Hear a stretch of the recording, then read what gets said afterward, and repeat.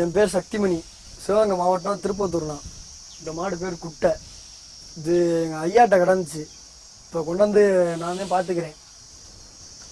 அந்த வருஷம் ஒரு 4-5 மஞ்சட்டு அவுத்துருக்கேன். அது எல்லா மஞ்சட்லேயும் வந்துடும், எங்கே விட்டாலும் தோப்புக்கு வந்துடும். நாங்கள் பிடிச்சி கட்டிடுவோம். அது எங்கேயும் தேட விடாது, எங்களை எங்கேயும் அலைய விடாது.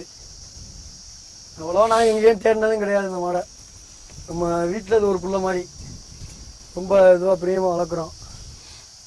அவ்வளோவா எங்கேயும் கொண்டே லாங்கெல்லாம் ஏற்றிட்டு போனோம்னா உடனே பிடிச்சிருவோம். சும்மா பிடிக்கிறதுக்கு வைக்கிறதுக்கு நிறையா ஊரில் கொண்டே அவுத்துருக்கோம். போன வருஷம்லாம் நிறையா ஊரில் அவுத்துருக்கோம். இப்போ வந்து குளத்துப்பட்டி, நம்ம திருமயம் இதில் குளத்துப்பட்டின்னு ஒரு ஊர், ஒரு கிராமம் இருக்குது. அந்த ஊரில் அந்த மாடு பிறந்து ஒரு 6 பல்லு வரைக்கும் அங்கே தான் இருந்துச்சு. அதுக்கு மேலே மாடு பார்க்க முடியல.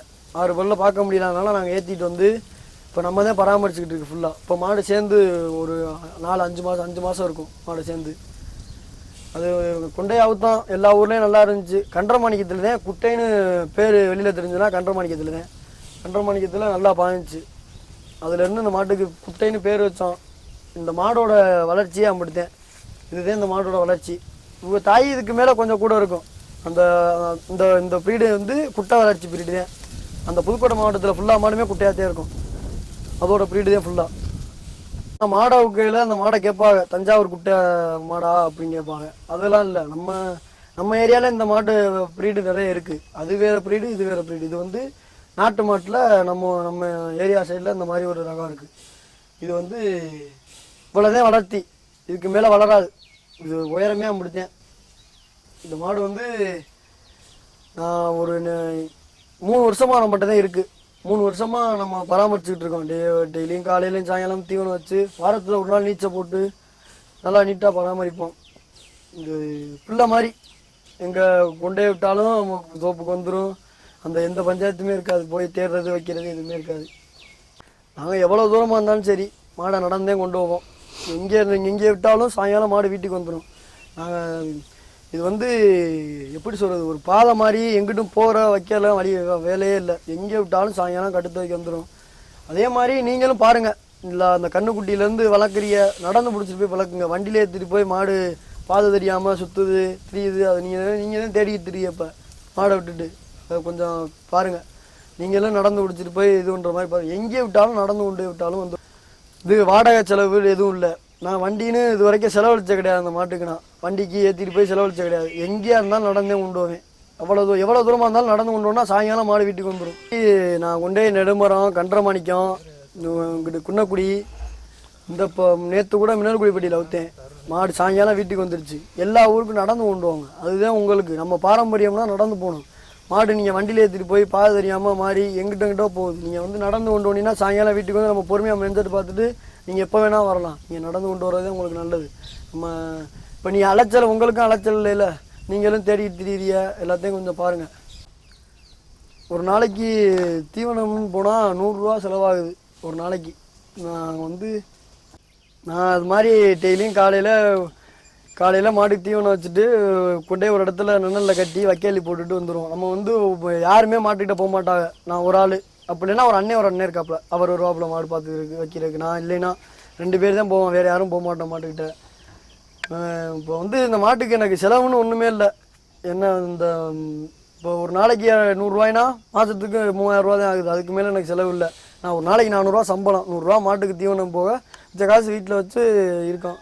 வேறு எதுவும் செலவு இல்லை எனக்கு.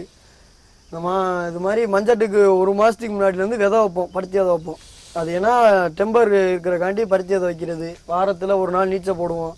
மஞ்சட்டுக்கு முதல் நாளே குழுவாடி போட்டுட்டு காலையில் இது மாதிரி ரொம்ப லாங்குனா 6 மணிக்கெலாம் நடந்து பிடிக்க ஆரம்பிச்சிடுவோம். இந்த பக்கத்தில் இருக்குன்னா 8-8:30 போல் கிளப்புவோம். பொறுமையாக போவோம். அவனுக்குல தான் வளர்க்குறேன். வாடிக்கெலாம் மாடு ஏற்றிட்டு போக மாட்டேன். வாடிக்கு ஏற்றிட்டு போனோம்னா முதல் நாளே கொண்டு அங்கே போடுற மாதிரி இருக்குது.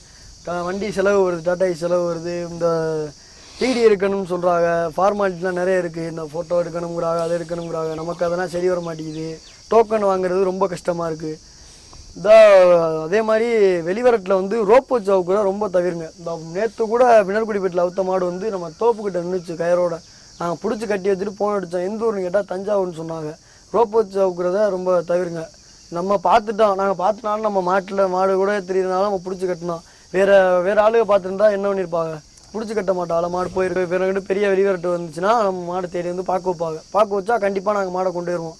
அந்த பார்க்குன்னு எடுத்துட்டோம்னா அது ஒரு அந்த காலத்தில் மாதிரி அது ஒரு அது அது ஒரு முன்னாடியிலேருந்து ஒரு பாரம்பரியம் மாதிரி இது பாக்கு அப்படின்னு வச்சுட்டாங்கன்னா போய் மாடை ஏற்றிட்டு போவோம். அங்கே போனோன்னா பாக்கு வச்சதுக்கு இந்த வேட்டி துண்டு இதெல்லாம் கொடுப்பாங்க. அதனால அப்போம்மா வேறு எங்கேயாவது போய் மாடு கீடு வாங்க போனோம்னா ஃபஸ்ட்டு சுழி பார்ப்போம். இந்த இடத்துல இருக்கணும், இந்த இடத்துல இருக்காங்கன்னு ஒரு இது இருக்குது. நம்ம மாதிரி இதெல்லாம் நமக்கு கற்றுக் கொடுத்தது யாருன்னா எங்கள் அண்ணன் ஒருத்தர் இருக்கார். அவர் பேர் வைராகி கார்த்தி. அவர் திருப்பத்தூர்லேயே அவர் வைராகி கார்த்தி. அவர் தான் நமக்கு எல்லாம் கற்றுக் கொடுத்தது. மாடுகளை எப்படி பார்க்கணும், எப்படி பார்த்து வாங்கணும், என்ன கால் அதுவும் 4 கால் நல்லா கனமாக இருக்கா எல்லாம் பார்த்து நாங்கள் மாடு எடுத்துகிட்டு வருவோம். மாடு எடுக்கிறதா எல்லாமே பார்த்துட்டு தான் எடுத்துகிட்டு வருவோம். அதே மாதிரி மஞ்சட்டுக்கு பிடிக்கிறான் தான் நானும் இவனும் போவோம். நீங்கள் எவ்வளோ தூரமாக இருந்தாலும் சரி காலில் செருப்பு போட மாட்டோம். எப்பயுமே மாட்டுக்கிட்டேன்னு போயிட்டோம்னா காலில் செருப்பு போட மாட்டோம். ரொம்ப லாங்காக இருந்தாலும் எதாக இருந்தாலும் நடந்து செருப்பு போடாமல் நடந்து போகிறது. இவன் பேர் வந்து சுஜித்து. இவன் வந்து எங்கே பிடிச்சாலும் நம்ம கூட வேந்தே வருவேன். அந்த மாடு பிடிச்சிட்டு போகையில் மாடுகளை வந்து பாதுகாப்போம். நாட்டு மாடுகளை விட்டுறாதிய. நாட்டு மாடு தான் ரொம்ப அழிஞ்சிக்கிட்டு போகுது இருக்கிறதுல. இந்த கலப்பின மாடுகள் வேணாம். நம்ம இதுக்கு வந்து நாட்டு மாடுகளை பாரம்பரியமாக அதை கொண்டாடுவோம். ஏன்னா கலப்பு மாடு நிறையா உள்ளே வந்துக்கிட்டு இருக்கு. இப்போ நாட்டு மாடுகளை காப்போம், மஞ்சரட்டை ஆதரிப்போம். நன்றி.